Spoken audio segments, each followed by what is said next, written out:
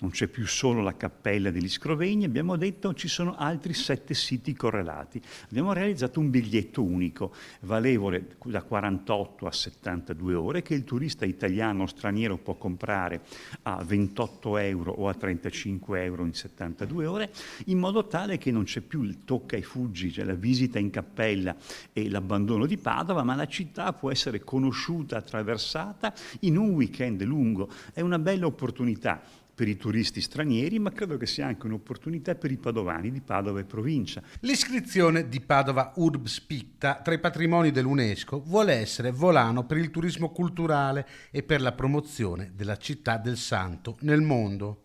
Per agevolare i turisti, ma anche i padovani, è stato quindi pensato un biglietto unico per visitare tutti e 8 i siti che compongono il percorso dell'Urbs Picta.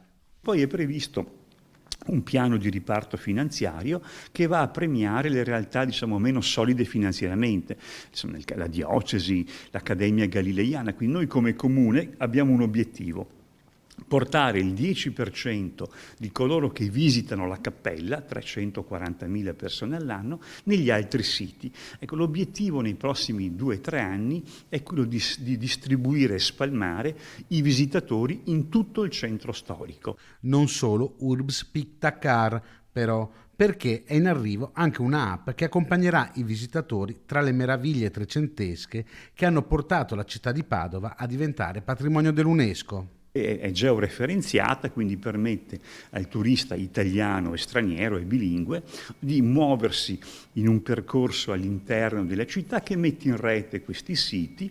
All'interno c'è una narrazione, c'è anche un gioco per bambini, quindi è un modo per avvicinare target differenziati al 300 padovano, ed è un modo perché anche molti padovani possano finalmente scoprire le bellezze che ci hanno portato a questo riconoscimento internazionale.